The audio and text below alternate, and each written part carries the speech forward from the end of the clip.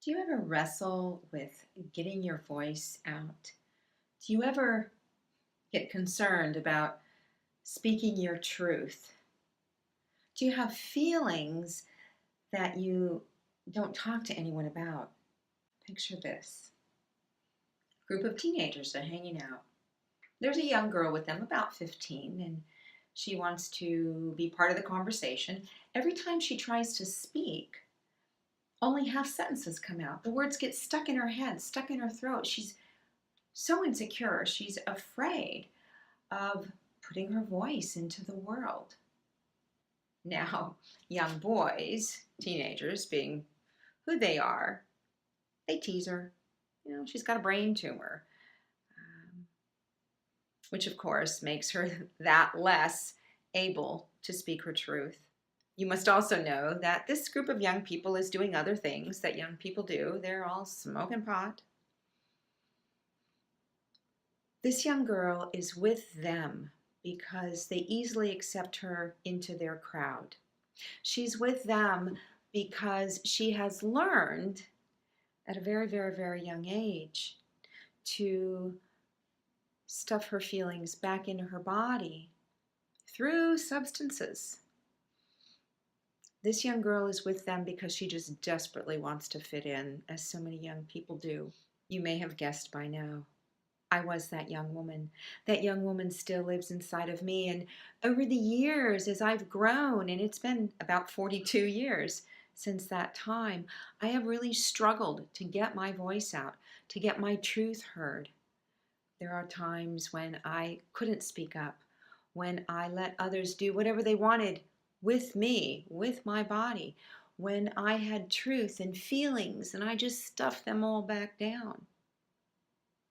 I share this with you today because this is very significant. I just held my first book signing, my book, From Sex Appeal to Self Appeal, was a major accomplishment for me. It took over 12 years from start to publication to my first book signing. And I realized that all of the anxiety I have had over the years, all of the confidence I have had to muster, all of the praying I have had to do to my higher power in order to give me the courage so I can bring my message to others is because that's who I was. I was that 15-year-old girl who couldn't finish her sentences. I was so insecure.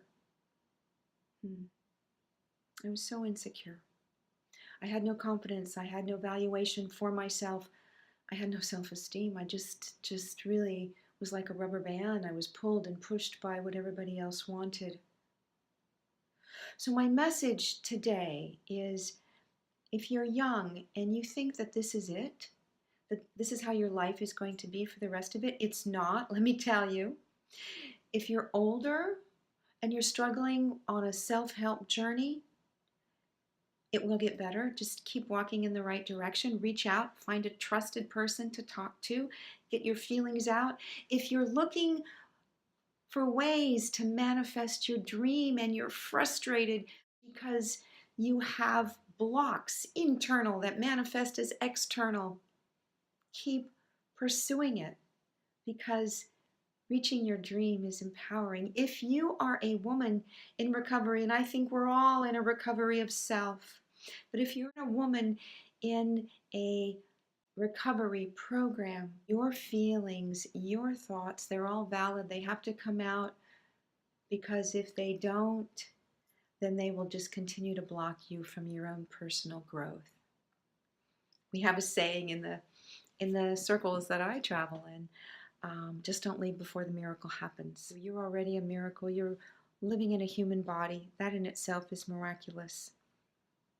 So know that this too shall pass, whatever is happening.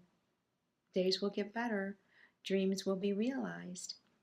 And remember my motto, when you feel good about you, others will too.